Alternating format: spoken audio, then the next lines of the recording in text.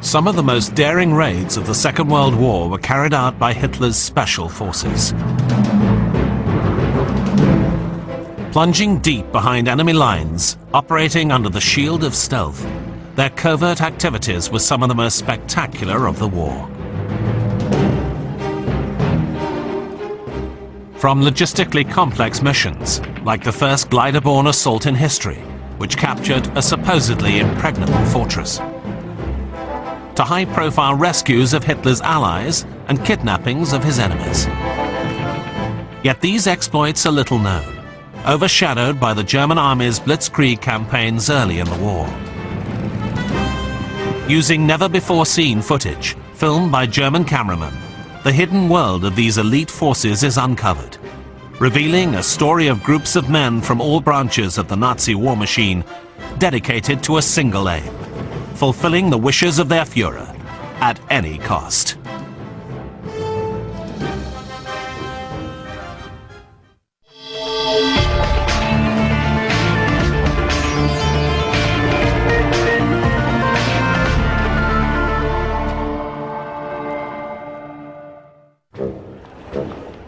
The story of Hitler's special forces begins in Berlin on the 1st of January 1935, when Admiral Wilhelm Canaris was appointed head of the Abwehr, the intelligence service of the German High Command. He immediately recruited a special force of German workers who spoke Czech or Polish to undertake secret missions. For nearly 4 years, the Czech-speaking units underwent intense training in special operations. They first saw action when Hitler seized the Sudetenland from Czechoslovakia.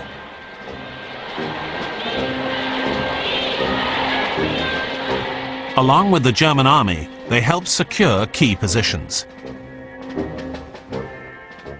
By August 1939, Hitler wanted a war with Poland as part of his plan to dominate Eastern Europe. Crucial to the invasion would be his special forces.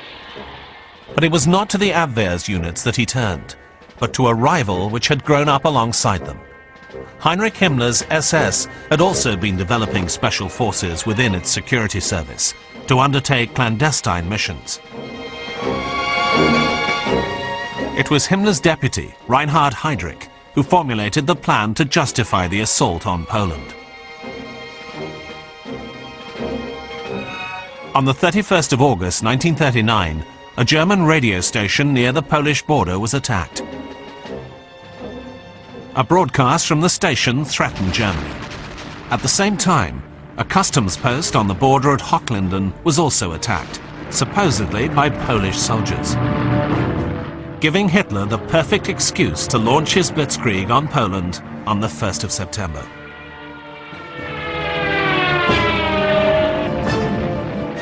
Heydrich's secret operation was a great success, but the Poles and the radio station weren't Polish, but Polish-speaking German special agents dressed in stolen Polish uniforms.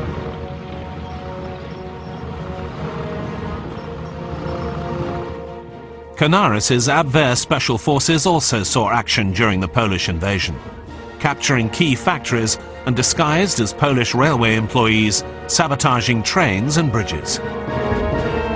As a result of these successful operations, the Abwehr established a training school at Brandenburg near Berlin. There, sabotage teams prepared for deployment in Western Europe and received instructions in bomb-making, assassination attempts, survival techniques and parachuting.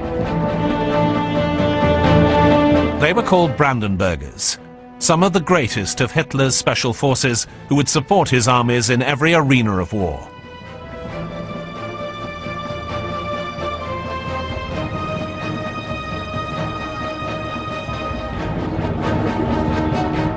In the spring of 1940, the Brandenburgers went into action. Danish-speaking agents dressed in captured uniforms secured vital bridges for the advancing German forces. A similar mission was executed in Holland. Brandenburgers, disguised as Dutch policemen, captured the eastern end of the Gennep railway bridge. 2 Dutch-speaking German agents then marched across the bridge and handed over 4 bogus Allied prisoners of war. Real Dutch guards then accompanied the prisoners to the western end. Meanwhile, a German armoured train crossed the bridge. The bogus prisoners of war then overwhelmed the Dutch guards at the western end, and the vital bridge was captured. Just 8 months into the war, Hitler's special forces had successfully completed several crucial missions. But other obstacles would not prove so simple. In Belgium and France, the German army faced formidable defences, with lines of fortifications running along the frontiers and covering vital bridges. One of the most critical was at Aal in northeast Belgium. There, 4 bridges which had to be crossed by the 1st Panzer assault were dominated by the guns of a massive fortress. Manned by 2,000 soldiers, its 7 heavily armoured gun batteries were aimed directly at the bridges. German High Command realised that by the time the fortress had been captured, the bridges would have been destroyed.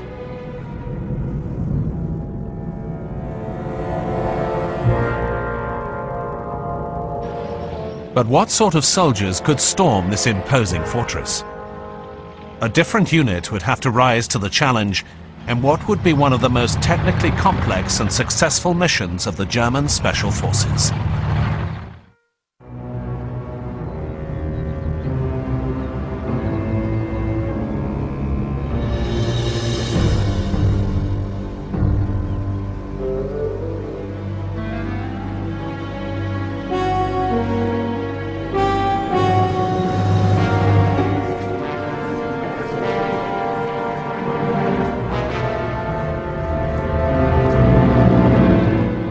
Hermann Goering, head of the German Air Force, was impressed by reports of Russian paratroop exercises. He ordered that a special force of airborne troops be recruited, and in October 1935, this elite group of Nazi paratroops started intensive training. By 1939, Germany had 10,000 trained paratroops in the world's first airborne division, commanded by Major General Kurt Student. His men operated first in Poland, and then went on to lead the assaults on Norway. In the snow-covered terrain, they captured bridges and airfields, deep behind enemy lines. Their training made them perfect for the task.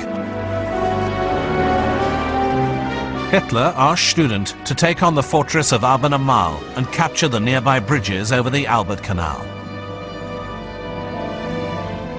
For the Nazi paratroops, it was a daunting task. The first problem was that the top of the fortress was too small to land safely on. Hitler suggested they use gliders.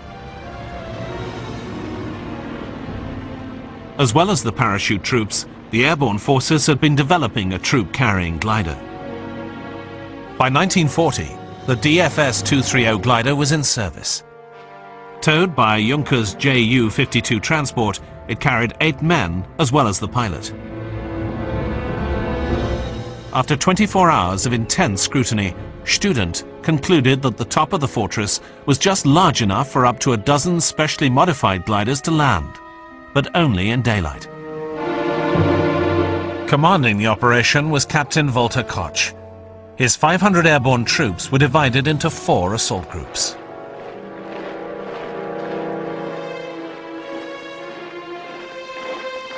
Explosives expert Rudolf Witzig led Group Granite, 85 men, many of them combat engineers. Their task was to break into the fortress.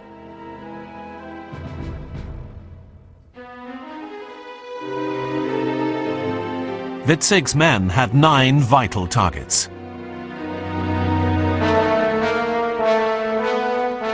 At the center of the fortress was a massive armored rotating cupola with 2 120mm cannon.